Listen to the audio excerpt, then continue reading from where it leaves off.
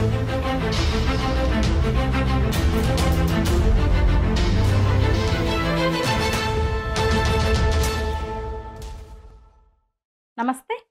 కాషాయ ఉగ్రవాదం, saffron terrorism, Hindu terror ఈ మాటలు ఇప్పుడు పెద్దగా ఆడడం లేదు. ఈ తరానికి అంటే మోదీ పీఎం అయిన తర్వాత ఒకటొచ్చినోళ్ళకు, టీనేజ్ పిల్లలకి తెలిసే అవకాశం లేదు. ఆ మాటకొస్తే ఇస్లామిక్ టెర్రరిజం అనే పదం కూడా. కానీ కొంచెం పెద్దోళ్ళకి తెలుసు. అంటే 2014కు ముందు దేశంలో పరిస్థితి ఏంటో తెలుసు వాళ్ళకి. అప్పుడు రైల్వే స్టేషన్‌లు, బస్ స్టాండ్‌లు, కూడళ్లలో అనౌన్స్‌మెంట్లు నడిచేవి, వినిపించేవి. కొత్త వస్తువులు కనిపిస్తే ముట్టుకోకండి, దగ్గరికెళ్ళకండి. అనుమానిత వ్యక్తులు కనిపిస్తే పోలీసులకు సమాచారం ఇవ్వండి అని అలర్ట్ చేస్తూ. అంటే ఎక్కడ ఏ టిఫిన్ బాంబు పేలుతదో, ఎక్కడ ఏ చెత్త కుప్పలో పెట్టిన బాంబు పేలుతదో తెలిసేది కాదు.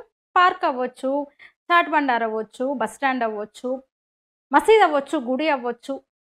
ఇవి భాగ్యనగరంలో జరిగినవి ఇవన్నీ గూడా. గోకుల్ చాట్‌లో, లుంబిని పార్క్‌లో, దిల్‌షుఖ్‌నగర్ బస్ స్టాండ్‌లో, మక్కా మసీదులో ఆ టైంలో ఉగ్రదాడులు జరిగినాయన్నమాట. బాంబు పేలుళ్ళు జరిగినాయన్నమాట. కేవలం భాగ్యనగరంలో మాత్రమే కాదు, దేశమంతటా గూడా అట్లా జరిగిపోయేవి. అన్నిటికి పరాకాష్ట 2008లో ముంబై ఉగ్రదాడి.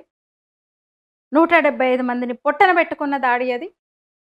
వారిలో భారతీయులున్నారు, విదేశీ పర్యాటకులున్నారు, పోలీసు ఉన్నతాధికారులున్నారు. వందలాది మందికి గాయాలైనయి. 10 మంది ఉగ్రవాదులు ఈ దాడిలో పాల్గొంటే 9 మందిని మన పోలీసులు మట్టుబెట్టారు. మన వాళ్ళు మట్టుబెట్టారు అక్కడికక్కడ. ఒక్కడు పట్టుబడ్డాడు, అజ్మల్ కసబ్ అనేవాడు. విచారణలో ఇంకా ఎవరెవరున్నారో తేలింది. కొందరు పేర్లు బయటకొచ్చినాయి. డేవిడ్ హెడ్లీ, దావూద్ గిలానీ అసలైతే వాడి పేరు. పాకిస్తానీ దౌత్యవేత్త కుమారుడు వాడు. వాడి ద్వారా ఈ తెహ్వూర్ రానా అనే పేరు బయటకొచ్చింది. పాకిస్తాన్ ఆర్మీలో పనిచేసేవాడు తెహ్వూర్. తర్వాత కెనడాకెళ్ళి స్థిరపడ్డాడు. వాడు వీడు కలిసి దేశంలో ఉగ్రదాడులకు కుట్ర పన్నారనమాట.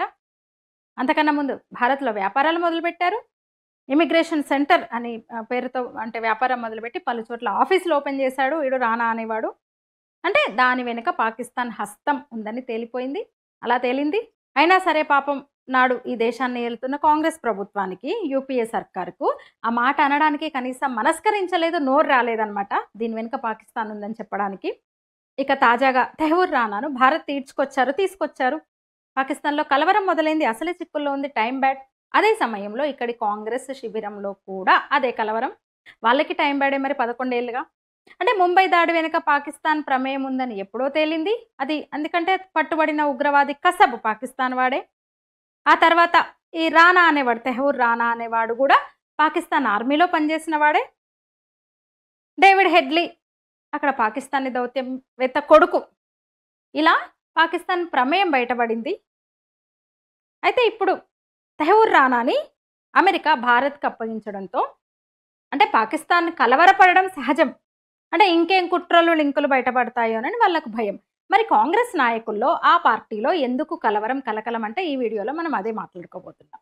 మరి ఈ కలవరాలు, ఈ కలకలాలు ఎందుకంటే తాజాగా తెహ్వూర్ రానా భారత్ తీసుకొచ్చిన తర్వాత మన ఎన్ఐఏ వెళ్ళి తీసుకొచ్చిన తర్వాత చిదంబరం స్పందించాడు. అతన్ని తేవడానికి మేము గట్టి ప్రయత్నాలు చేశాము. ఇందులో బీజేపీ గొప్పతనం కాదు, మా గొప్పతనము, మా శ్రమ ఫలితం అది. అంటే 2008 ఇప్పుడు ఈ ముంబై దాడులు జరిగినప్పుడు హోంమంత్రి శివరాజ్ పాటిల్ ఉండే. ఆ ఘటనకు బాధ్యత వహిస్తూ ఆయన రిజైన్ చేయడంతో వెంటనే చిదంబరం హోంమంత్రి అయ్యాడనమాట. ఆయన హోంమంత్రిగానే విచారణ జరిగిందనమాట. సరే, దాని మీద శివరాజ్ పాటిల్ ఏమన్నాడో ఆ తర్వాత చెప్తా నేను ముందు. ఇక దిగ్విజయ్ సింగ్, మన డిగ్గీ రాజా కూడా కలవరపడ్డాడు. ఆయన కూడా మహా పెద్ద మనిషి కదా పార్టీలో. దాడి జరిగిన వెంటనే ఏకంగా ఒక పుస్తకమే రాయించాడు ఆయన. జర్నలిస్ట్తో అజీజ్ బర్నీ అనే ఒక జర్నలిస్ట్తో 26/11 దాడులు ఆర్ఎస్ఎస్ పనిగట్టుకొని ప్రచారం చేసింది నాడు అధికారంలో ఉన్న కాంగ్రెస్ పార్టీ. అందులో సంఘ్ను అంటే ముంబై దాడికి సంఘ్ కారణం, ఆర్ఎస్ఎస్ చేసిన దాడి ఇది అని ఆర్ఎస్ఎస్ను దోషిగా నిలబెట్టే కుట్రలో భాగంగా అనేక కథనాలు వండింది కాంగ్రెస్ పార్టీ. ఓ ఉర్దూ దినపత్రిక ఎడిటర్ అజీజ్ అనేవాడు. 26/11 ఆర్ఎస్ఎస్ కుట్ర పుస్తకం పేరు. ఆ పుస్తకాన్ని నాడు కేంద్ర మంత్రిగా ఉన్న దిగ్విజయ్ సింగ్ పలుమార్లు ఆవిష్కరించాడు. అంతేకాదు ఆ అజీజ్ అనేవాడిని రాజ్యసభకు పంపాలనుకుంది కాంగ్రెస్ పార్టీ. ఇక ఆర్ఎస్ఎస్ మీద నిరాధార ఆరోపణలు చేస్తున్నారు, తప్పుడు ప్రచారం చేస్తున్నారని ఒక వ్యక్తి కేసు పెట్టాడు. ఒక్క సాక్ష్యాన్ని కూడా చూపెట్టలేకపోయాడు అజీజ్, పుస్తకం రాసినోడు. తర్వాత తన పత్రిక మొదటి పేజీలో వేశాడు, సంఘ్కు క్షమాపణలు చెప్పాడు. ఆర్ఎస్ఎస్కు నేను క్షమాపణ చెప్తున్నా, ఎలాంటి ఆధారాలు లేవు, కావాలంటే నేను పుస్తకం పేరు మారుస్తా, పుస్తకం మీద పేరు మార్చడానికి నేను సిద్ధమన్నాడు. కానీ నీ క్షమాపణ మాకు అక్కర్లేదంది ఆర్ఎస్ఎస్ తిరస్కరించింది. మొన్న కూడా చూసే ఉంటారు, నిన్న మొన్నటి వరకు పార్లమెంట్ జరిగినాయి కదా, ఒక బీజేపీ ఎంపీ ఈ అంశాన్ని ప్రస్తావించాడు, దిగ్విజయ్ సింగ్ అప్పుడు అన్న మాటలు, ఆ ప్రచారాన్ని. అంటే దిగ్విజయ్ సింగ్ అన్నాడు, లేదు నేను అనలేదు ఆ మాట అన్నాడు. అయితే ఇప్పుడు ఈ సందర్భంగా తెహూర్ రానా భారత్కి తీసుకొచ్చిన సందర్భంగా నాడు దిగ్విజయ్ సింగ్ అన్న మాటలు, ఆ వీడియో కూడా వైరల్ అవుతుంది, మీరు చూడొచ్చు. ఇంకొందరు పెద్ద మనుషులు కూడా, వీళ్ళు ఒక్కరే కదా దిగ్విజయ్, అంటే ఎవరికి వాళ్ళు, అంటే మొత్తం కాంగ్రెస్ పార్టీ ఎంత చేయాలో అంత చేసింది. ఇంకొందరు పెద్ద మనుషుల పేర్లు వినిపించినాయి అసలైతే దాడి వెనుక. శరద్ పవార్ అంటే ఇప్పుడు కాంగ్రెస్లో లేరు, సోనియా విదేశీయతను ప్రశ్నిస్తూ బయటకు వచ్చి ఎన్సీపీ పెట్టాడు. అప్పటికే 98లో అనుకుంటా, తను 98, 99 ప్రాంతంలో పార్టీనే పెట్టాడు శరద్ పవార్. ఆయన కూడా ఉన్నారు దీని వెనకాల అని ఆరోపణలు అయితే వచ్చినాయి. అంటే కసబ్ ఎవడైతే దొరికిపోయిన ఉగ్రవాది కసబ్ కాశీదారంతో దొరికాడు కదా, చేతికి కాశీదారం కట్టుకొని, ఆ సలహా ఇచ్చింది ఆయనే అని ఒక పేరైతే వచ్చింది. అయితే దానికి ఆధారాలు ఎవరు చూపలేదు, కానీ శరద్ పవారే వీళ్లకు ఈ సలహా ఇచ్చింది, శరద్ పవార్ అనేది ఒకటి వచ్చింది. అయితే తెహూర్ రానా నోరు విప్పితే అది కూడా తేలుతుంది, శరద్ పవార్ ప్రమేయం ఉందా నిజంగానే, ఆ 10 మందికి కాశీదారాలు కట్టుకోమని శరద్ పవారే సలహా ఇచ్చాడా అనేది కూడా తేలుతుంది. జస్ట్ నేను చెప్తున్నా, వచ్చినాయి విమర్శలు అయితే వచ్చినాయి, ప్రచారం అయితే జరిగింది అప్పుడు. అయితే శరద్ పవార్ ఇంకేం స్పందించలేదు, మరి ఆయన తాజాగా ఈ తెహూర్ రానా రాక మీద ఏం స్పందించలేదు. ఇక మళ్ళొకసారి మనం ముంబైకి వెళ్దాం, 2008 నవంబర్లోకి వెళ్దాం ఒకసారి. అలా నాటి దాడిలో పాల్గొన్న 10 మందిలో 9 మంది చచ్చిపోయినారు కదా, అక్కడికక్కడ చంపేశారు, మనోళ్ళు మట్టు పెట్టారు. ఒక్క కసబ్ పట్టుబడ్డాడు, తుకారాం ఓంబ్లే అనే ఒక పోలీసు ప్రాణాలకు తెగించి కాదు ప్రాణాలు కోల్పోయారు పాపం ఆయన ప్రాణత్యాగం చేసి వీడిని పట్టుబడ్డాడు అనమాట. ఆయన ప్రాణం పోతే వీడు పట్టుబడ్డాడు అనమాట. దాంతో దాని వెనుక పాకిస్తాన్ కుట్ర అని కొద్ది రోజులకే అర్థమైపోయింది, ఇట్టే అర్థమైపోయింది దేశమంతా. అయితే పాకిస్తాన్ను ఒక్క మాట కూడా అనలేదు కాంగ్రెస్ పార్టీ. అదే సమయంలో ఆ దాడిని ఆర్ఎస్ఎస్ మీద, బీజేపీ మీద నెట్టడానికి నానాయాతన పడింది, కుట్రలు చేసింది. అందులో భాగంగా వ్యాప్తిలోకి వచ్చిందే, వాళ్ళు తెచ్చిందే కాషాయ ఉగ్రవాదం, సాఫ్రాన్ టెర్రరిజం, హిందూ టెర్రర్. మనం దాంతోనే కదా మొదలు పెట్టుకున్నాం. అంటే ఒక కొత్త భ్రమ పదార్థాన్ని పదాన్ని సృష్టించింది కాంగ్రెస్ పార్టీ, వ్యాప్తి చేసింది ఆ రోజు. కారణం, హిందువులు ఏకమవుతున్నారు, ఈ దేశంలో జాతీయవాదం బలపడుతుంది, ప్రత్యర్థి పార్టీ బీజేపీ బలపడుతుంది రాజకీయంగా. దీంతో అసలు ఈ విషయాన్ని నాటి ప్రధానమంత్రి మౌనముని డాక్టర్ మన్మోహన్ సింగ్ నాటి అమెరికా ప్రెసిడెంట్ దగ్గర పొరపాటున మౌనం వీడి బయటపెట్టాడనమాట. స్వయంగా ఒబామా తాను రాసుకున్న పుస్తకంలో చెప్పుకొచ్చారు. దాని గురించి వివరంగా నేను ముందు చెప్తా. అయితే ముంబై దాడికి కొద్ది రోజుల ముందే, అంటే 2-3 నెలలకు ముందే మాలేగావ్లో కూడా పేలుళ్లు జరిగినాయి. అంతకు కొద్ది రోజుల ముందు 2007 మేలో మక్కా మసీదులో కూడా పేలుళ్లు జరిగినాయి మన భాగ్యనగరంలో.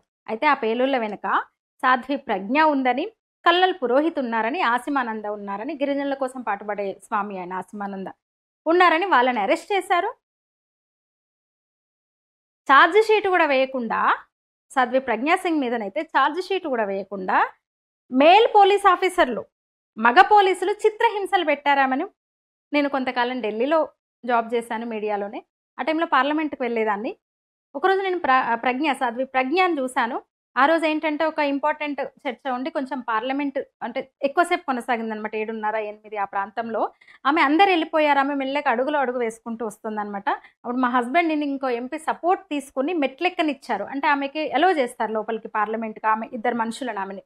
అంటే నడుస్తుంది తప్ప సాధ్వి ప్రజ్ఞ ఒక అడుగు ఇట్లా లేపలేదనమాట, కాలు కొంచెం లేపి ఒక మెట్లు ఎక్కలేదు. అది పరిస్థితి, ఎవరైనా సపోర్ట్ ఉండాల్సిందే. నేను ఆమెను స్వయంగా చూసా. అంటే ఆమె పరిస్థితికి కారణం మాలేగావ్ పేలుళ్ల కేసులో ఆమెను కొన్ని నెలల పాటు జైల్లో ఉంచి చిత్రహింసలు పెట్టారు మగ పోలీస్ అధికారులు. అలా అన్నింటికీ ముడిపెట్టి దేశంలో కాషాయ ఉగ్రవాదం పేట్రేగిపోతోందంటూ నాటి అధికార పార్టీ నాయకులు చెలరేగిపోయారు. ఇక ముంబై దాడిలో కసబ్ గనక ప్రాణాలతో దొరక్కపోయి ఉంటే, పట్టుబడకపోయి ఉంటే ఆ ప్రచారం నిజమేనని దేశం మొత్తం ఇప్పటికీ నమ్ముతుండేది. అప్పటికే పుస్తకాలు కూడా రాయించారు.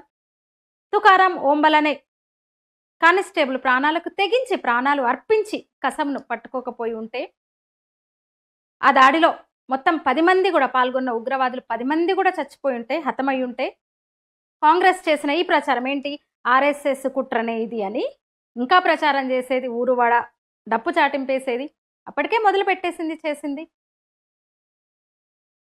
పాఠ్యపుస్తకాల్లో రాసేది భారత్లో కాషాయ ఉగ్రవాదం పెరిగింది, పెరుగుతోంది అని. ఇక వాళ్ళు అధికారంలోకి మళ్ళీ వచ్చి ఉంటే ఇంకా చాలా దారుణాలు జరిగేవి. నేను మొన్ననే కమ్యూనల్ వైలెన్స్ యాక్ట్ గురించి చెప్పిన. దిగిపోతూ 2013లో కమ్యూనల్ వైలెన్స్ యాక్ట్ని తీసుకురావాలనుకుంది యూపీఏ 2 ప్రభుత్వం. తద్వారా హిందువులందరూ ఉగ్రవాదులు అనే ముద్ర వేసేది ఆ పార్టీ. అది ఎంత ఘోరమైన చట్టమో, ఎలా మనం అంటే మన అదృష్టం బాగుండి ఎట్లా బయటపడ్డామో, అది బిల్ ఎందుకు పాస్ కాలేదో నేను మొన్ననే ఒక వీడియో కూడా చేసిన. అట్లా వరుస పేలుళ్ళు హిందువుల పనేనని హిందూ టెర్రర్ అంటూ ప్రచారం మొదలుపెట్టారు, పుస్తకాలు రాయించారు. మరి దిగ్విజయ్ సింగ్ ఆ మాట అన్నాడంటే ఇప్పుడు ఆయన అన్న వీడియో మళ్ళీ వైరల్ అవుతుంది. మరి ఆ పార్టీ నడిపిస్తున్న కుటుంబ పార్టీ మాటగా మనం తీసుకోవచ్చు కదా. అట్లా పద్ధతి ప్రకారము ముందుకు పోయిండ్రనమాట. ఇక కసబు దొరికినా కూడా, కసబు దొరికిన తర్వాత ఇంకేమన్నా దొరుకుతాయా ఆధారాలని తవ్వుతుంటే ఈ కొందరి పేర్లు బయటపడ్డాయి అనమాట. పాత్ర బయటపడ్డది. వాడిని ఇప్పుడు ఈడ్చుకొచ్చింది తెహూర్ రానాని. ఇప్పుడు భారత ప్రభుత్వం మన ఎన్ఐఏ వెళ్ళి ఈడ్చుకొచ్చిందనమాట. దీంతో మళ్ళీ ఇప్పుడు మోదీ మగాడ్రా బాబు అంటున్నారు. అయితే అదే సమయంలో ఆ క్రెడిట్ మాది అంటోంది కాంగ్రెస్. చిదంబరం అన్నాడు ఆల్రెడీ. ఇక రకరకాల మాటలు మాట్లాడుతున్నారు వాళ్ళు. ఇంత టైమా అని ఒక నాయకుడు అన్నాడు. అదే కాంగ్రెస్ పార్టీకి చెందిన ఇంకొక నాయకుడు అన్నాడు, అధికారంలోకి వచ్చి 11 ఏళ్ళైంది, మోదీ ఇన్నేళ్ళకా ఇప్పుడా తీసుకొచ్చేది, తెహూర్ రానాని ఎప్పుడో తీసుకురావాల్సింది, అందుకు ఇంత ఆలస్యం చేసినందుకు మోదీ క్షమాపణ చెప్పాలి అని ఒక నాయకుడు అన్నాడు. ఇంకో నాయకుడు అన్నాడు, మహారాష్ట్ర మాజీ సీఎం పృథ్వీరాజ్ చవాన్, చట్టబద్ధమైన హక్కులు కల్పించాలంట. ఇంకా నయం 5 స్టార్ హోటళ్లలో ఉండాల్సిన వసతులన్నీ ఇవ్వాలని ఎవరు ఇంకా అననట్టున్నారు. ఇప్పటికైతే అంటారేమో మరి. అట్లనే ఉన్నాయి వీళ్ళ మాటలు. అంటే నాటి వీళ్ళ మాటలు ఇప్పటి వీళ్ళ స్టేట్మెంట్లు చూస్తే ఏమనిపిస్తుంది, మనకేమనుకోవాలి అసలు. ఇంటి దొంగల సహాయం లేకుండా, సపోర్ట్ లేకుండా, మద్దతు లేకుండా ఎట్లా వస్తారు? 10 మంది పాకిస్తాన్ నుంచి వచ్చిన 10 మంది కూడా పాకిస్తాన్ వాళ్ళే. ఇంకా ఘోరం ఏంటంటే వాళ్ళందరూ హిందూ పేర్లతో కాశీదారాలు కట్టుకొని మరీ వచ్చారు. దొరికిన కసబు పేరు వాడి దగ్గర ఉన్న అంటే ఐడి కార్డ్స్, అందరు హిందువుల పేర్లతో ఐడి కార్డ్స్ ఉన్నాయన్నమాట వాళ్ళ దగ్గర దొరికినాయి. వాళ్ళందరూ కూడా ఒకే కాలేజ్లో చదివిన ఐడి కార్డ్స్ ఉన్నాయి. వాళ్ళందరి పేర్లు హిందువుల పేర్లు. మన కసబు పేరు చక్రవర్తి. ఆ తర్వాత మళ్ళీ విచారణలో అసలు మా కాలేజీవి కావవి, మేము అలాంటి ఐడీలు ఇవ్వమని మా కాలేజ్ ఓనరు ఆయన చెప్పినాడు విచారణాధికారులకు అప్పుడే. సరే, ఇప్పుడు తెహూర్ రానా భారత్కు తీసుకొచ్చారు వాడిని కాబట్టి మనం ముంబై పేలుల గురించి ఎక్కువ మాట్లాడుతున్నాం కదా. అయితే 1993లో ఇంతకన్నా పెద్ద దాడి జరిగింది. 257 మంది. అప్పుడు మీకు గుర్తుండే ఉంటుంది, సంజయ్ దత్ అప్పుడు ఇంటి దొంగ అనమాట. ఇప్పుడు ఈ ఘటనలో ఈ సందర్భంలో వీళ్ళు ఇంటి దొంగలు ఎవరని మనం అనుమానాలు వ్యక్తం చేస్తున్నామో అప్పుడు సంజయ్ దత్ వాళ్ళకు సహాయం చేశాడు, శిక్ష కూడా అనుభవించాడు ఆ నేరానికి అనుకోండి. AK-47 గ్రనేడ్లు, బుల్లెట్లు సంజయ్ దత్ ఇంట్లో దాచిపెట్టాడు అబూ సలేం. సంజయ్ దత్ తండ్రి సునీల్ దత్ ఒకప్పుడు బాలీవుడ్ స్టార్ అయిన కాంగ్రెస్ ఎంపీగా పనిచేశాడు. సంజయ్ దత్ సోదరి ప్రియా దత్ కూడా మొన్నటి వరకు కాంగ్రెస్ ఎంపీ. జస్ట్ నేను చెప్తున్నా మీకు లింక్స్. అయితే అబూ సలేంను దోషిగా తేల్చిన తర్వాత సేమ్ ఇట్లనే వాజ్పేయి సర్కారు కూడా నానా తంటాలు పడి పోర్చుగల్ ప్రభుత్వంతో ఒప్పందం కుదుర్చుకుంది అప్పగించేందుకు, అతన్ని అప్పగించేలా. అంటే వాడు పారిపోయి అక్కడ ఒక హీరోయిన్ ఉండే మోనికా బేడి అని, ఆమెతో వాళ్ళిద్దరు లవర్స్ అనమాట, ఆమెతో ఎంజాయ్ చేస్తుండేవాడు. అయితే ఒప్పందం కుదిరిన తర్వాత అదే టైంలో ఇక్కడ ఎన్నికలు రావడం, వాజ్పేయి గవర్నమెంట్ అంటే బీజేపీ ఓడిపోయింది ఆ ఎన్నికల్లో. కాంగ్రెస్ పార్టీ యూపీఏ 1 అధికారంలోకి వచ్చింది. అలా మన మన్మోహన్ సింగ్ ప్రధాని అయ్యాడు ఆ టైంలో. అయినా దౌత్య ప్రక్రియ ముగిసింది కాబట్టి 2005లో అబూ సలేంను భారత్కు తీసుకురాక తప్పలేదు. మరి టెర్రరిస్టులు అంటే వాళ్ళకు చాలా మంట కాంగ్రెస్ వాళ్ళకి. దాంతో వాడి మీద మరిన్ని కేసులు పెట్టింది. కట్ చేస్తే పోర్చుగల్ ఫైర్ అయిపోయింది. ఎందుకంటే పోర్చుగల్తో చేసుకున్న ఒప్పందం ఏంటంటే, దౌత్య ఒప్పందాలు ఏంటంటే కొత్త కేసులు పెట్టొద్దు వాడి మీద. దీంతో పోర్చుగల్ ఫైర్ అయింది. మీరు చేసుకున్న ఒప్పందం ఏంది, మాతో మీకు చెప్పింది ఏంది, దౌత్య ఒప్పందాలు ఉల్లంఘిస్తారా మీరు, కొత్త కేసులు ఎట్లా పెడతారు మీరు అబూ సలేం మీద కొత్త కేసులు పెట్టినందుకు వాడిని మళ్ళీ మాకు అప్పగించాల్సిందే అంది. దీంతో చల్లగా తిరిగి అబూ సలేంను పంపించేశారనమాట. మళ్ళీ మన మోదీ వచ్చిన తర్వాత వాడిని ఈడ్చుకొచ్చారు.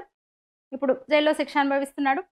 పోర్చుగల్ మనకు అప్పగించేసింది. అప్పుడు అప్పుడు కూడా అప్పగించేసేటప్పుడు కూడా ఒకటి ఏంటంటే 25 ఏళ్ల కంటే ఎక్కువ శిక్ష వేయొద్దు అని భారత ప్రభుత్వం హామీ ఇచ్చింది, తీసుకుంది ఒప్పందంలో భాగంగా 25 ఏళ్ల కంటే ఎక్కువ శిక్ష ఇక్కడ వేయొద్దు అని. దీంతో 25 ఏళ్ల తర్వాత తనను విడుదల చేయాలని కోర్టును కూడా ఆశ్రయించాడు వాడు. అంటే 2030 వరకు, అంటే 2030 తర్వాత అబూ సలేంను విడుదల చేయాలని సుప్రీంకోర్టు ఈ మధ్య తీర్పిచ్చింది. అదన్నమాట సంగతి. సరే, మళ్ళీ మనం ముంబైకి వెళ్దాం, ముంబైకి వద్దాం. 2008కి వచ్చేద్దాం, తిరిగేద్దాం. తెహూర్ రానాను తీసుకొచ్చిన ఈ సందర్భంగా క్రెడిట్ మాదే అని కాంగ్రెస్ పార్టీ అనడానికి, నాయకులు అనడానికి సిగ్గుండాలి. ఇన్నేళ్ళైనా ఏమీ చేయలేకపోయిండు మోదీ, అందుకని క్షమాపణ చెప్పాలి అన్న ఆ నాయకుడికి సిగ్గుండాలి, మొత్తంగా ఆ పార్టీకి సిగ్గుండాలి. ఎందుకన్నాను సిగ్గుండాలి అని నేను ఇంత మాట అనడానికి కారణం, 55-60 ఏళ్ళు పాలించింది ఆ పార్టీ. ఎంతమందిని తీసుకొచ్చింది? ఒక్కరినైనా విదేశాల నుంచి రప్పించిందా? రప్పించలేదు. ఖత్రోచి బోఫోర్స్ కుంభకోణం, ఖత్రోచిని దేశం నుంచి వెళ్ళడానికి ప్రత్యేక విమానాన్ని అరేంజ్ చేసింది కాంగ్రెస్ పార్టీ. భోపాల్ దుర్ఘటన మర్చిపోలేరు ఎవ్వరు. భోపాల్ గ్యాస్ లీక్ దుర్ఘటన ఎవరు మర్చిపోలేదు. ఆండర్సన్ను ప్రత్యేక విమానంలో పంపించింది, ప్రత్యేక ఏర్పాట్లు చేసి పంపించింది వాడి దేశానికి. అసలు అబూ సలేంను ఎట్లా పంపించింది? అసలు ఎన్ని డ్రామాలు ఆడింది అబూ సలేంను పోర్చుగల్కి పంపడానికి. అట్లా అంటే ఇంత కుట్ర, ఒక హిందూ టెర్రరిజం అని ఇంత కుట్ర చేసింది కదా. మరి పలు సందర్భాల్లో ముఖ్యంగా 2007 నుంచి జరిగిన దాడులకు ఆర్ఎస్ఎస్ను దోషిని చేస్తూ, ఆర్ఎస్ఎస్ మీద అబండాలు వేసి హిందూ టెర్రరిజాన్ని ఆర్ఎస్ఎస్ ఈ దేశంలో పెంచి పోషిస్తోంది, హిందూ సాఫ్రాన్ టెర్రరిజం పేటరేగిపోతుందని ప్రచారం చేసింది కదా. మరి ఆ తర్వాత అంటే వాళ్ళు దిగిపోయే వరకు 2007 నుంచి 2014 వరకు ఎంతమంది ఉగ్రవాదులను అరెస్ట్ చేసింది?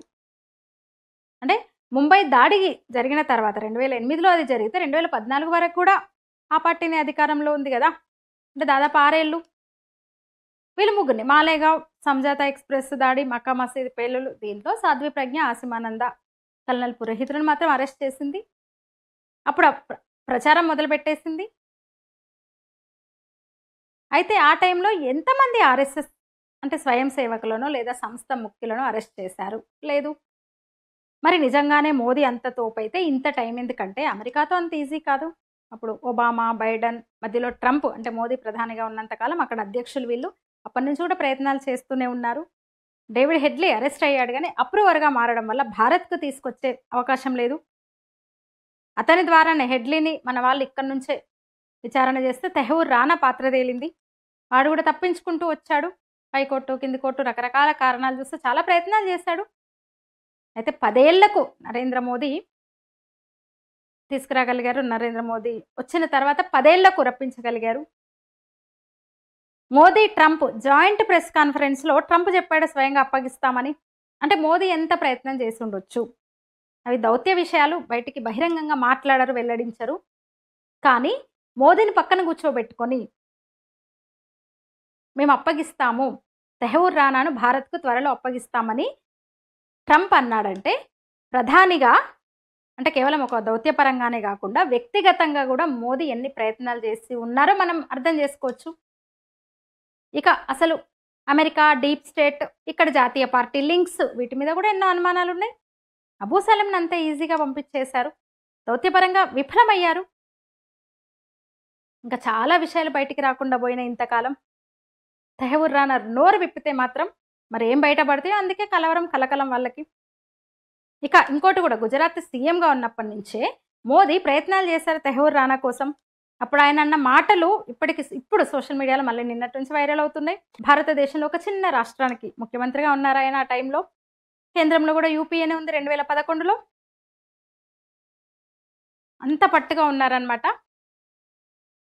అట్లా అంటే ఒబామా, బైడెన్ వల్ల కాలేదు, ట్రంప్ కొంచెం మనకు కాస్త మిత్రుడుగా ఉన్నాడు కనుక తిప్పలేవో బడి రప్పించారని చెప్పొచ్చు. అయితే ఎప్పుడు కూడా పాకిస్తాన్ పాత్రను కాంగ్రెస్ అంగీకరించలేదు, మనస్ఫూర్తిగా ఒప్పుకోలేదు. అసలు ఎంత ప్రేమ ఉగ్రవాద దేశం మీద అంటే వీళ్లకు అసలు 8 ఏళ్ళు కనీసం ప్రయత్నం చేయలేదు. అప్పుడు అబూ సలేం దొరికితే పోర్చుగీస్కి అప్పగించేశారు. వాజ్పేయి తీసుకొస్తే వాడిని ఈడ్చుకొని వాజ్పేయి గవర్నమెంట్ వాడిని ఈడ్చుకొస్తే వీళ్ళు మళ్ళీ పోర్చుగీస్కి ఒప్పగించేసినారు. సరే మోదీ వచ్చాక మళ్ళీ లాక్కొచ్చాడు అనుకోండి. పుస్తకాలు రాయించారు, వీళ్ళే ప్రచారం చేశారు, ఆవిష్కరణ సభలు పెట్టి ఎక్కడికక్కడ. అన్నట్టు మనం 1993 పేలులకు సంబంధించి సంజయ్ దత్ గురించి ఇందాక ప్రస్తావించిన కదా, ఇక్కడ కూడా ఒక బాలీవుడ్ పెద్ద తలకాయ మహేష్ భట్ కొడుకు హస్తం ఉంది. హెడ్లీ ఉన్ను మహేష్ భట్ కొడుకు దోస్తులు.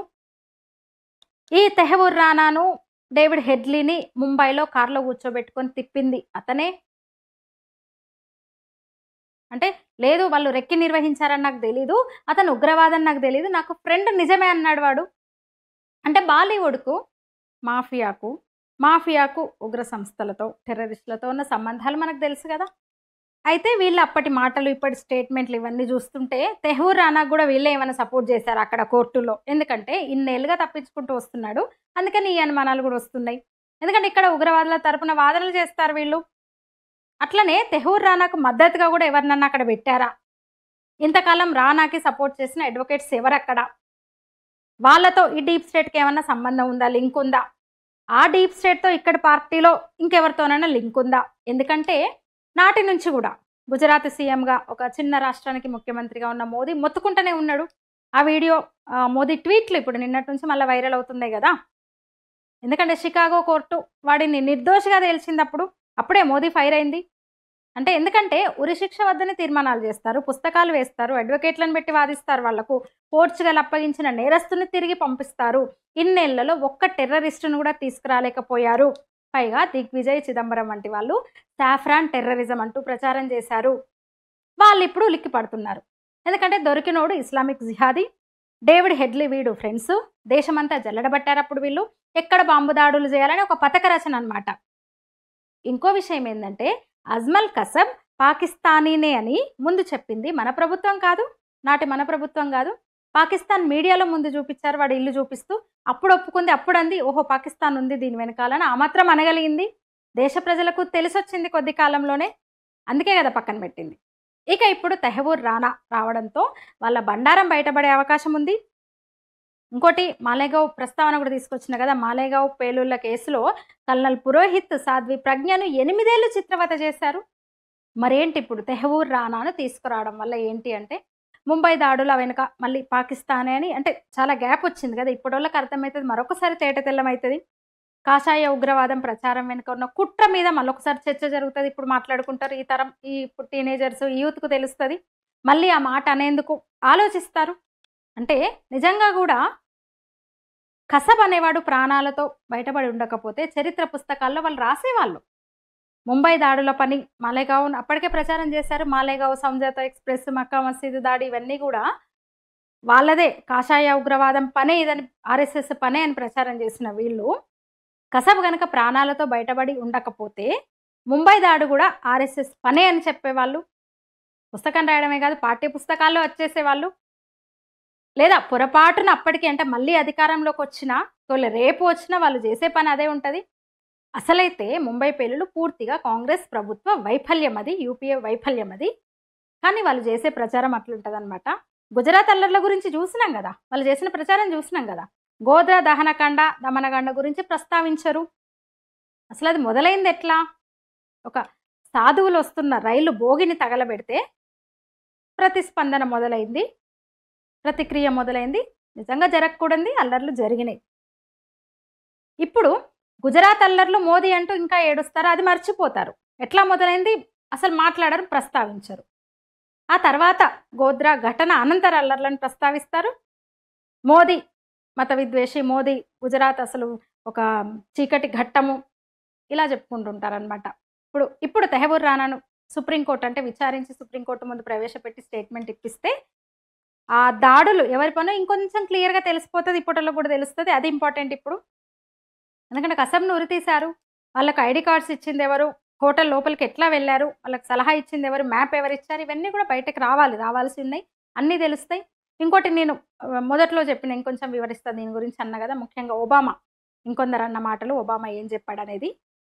ముంబై దాడుల మీద పాకిస్తాన్ పాత్ర మీద ఆధారాలు ఉన్నా కూడా ఎందుకు చర్యలు తీసుకోలేదని నేను మన్మోహన్ సింగ్ని అడిగాను.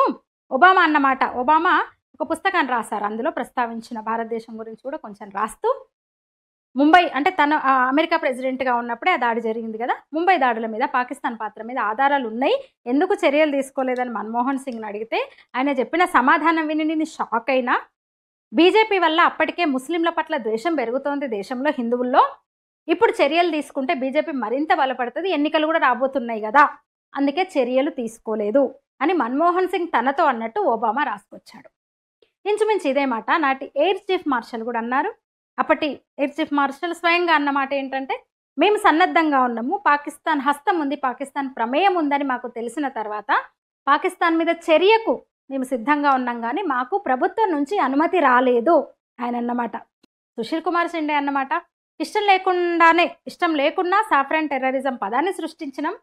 నేనైతే పలుమార్లు కొందరి ఒత్తిడి మీద ఆ మాట అనాల్సి వచ్చింది, పలుమార్లు పలకాల్సి వచ్చింది, హిందూ టెర్రరిజం, సాఫ్రాన్ టెర్రరిజం అని అనాల్సి వచ్చింది అన్నాడు. అంటే అర్థం చేసుకోండి, నాడు కసబ్ కనుక ప్రాణాలతో పట్టుబడి ఉండకపోయి ఉంటే అది నిజమేనని, అంటే ఆర్ఎస్ఎస్ఏ ఈ దాడికి మూలమని వాళ్ళు మొదలుపెట్టిన ప్రచారం నిజమై ఉండేది. పుస్తకాలే రాయించారు ఏకంగా. వాళ్ళ అధికారంలోకి వచ్చి ఉంటే కనుక కమ్యూనల్ వైలెన్స్ యాక్ట్ వచ్చేది, మన అదృష్టం బిల్లు పాస్ కాలేదు. అదే జరిగి ఉంటే హిందువులందరినీ కూడా, అంటే హిందువులు ఈ దేశంలో పూర్తిగా ఉగ్రవాదులనే ముద్ర పడిపోయేది దేశంలో హిందువుల మీద. మీ అభిప్రాయాలు తెలియచేయండి ఈ వీడియో మీద. ఛానల్ని సబ్స్క్రైబ్ చేయండి. ధన్యవాదాలు.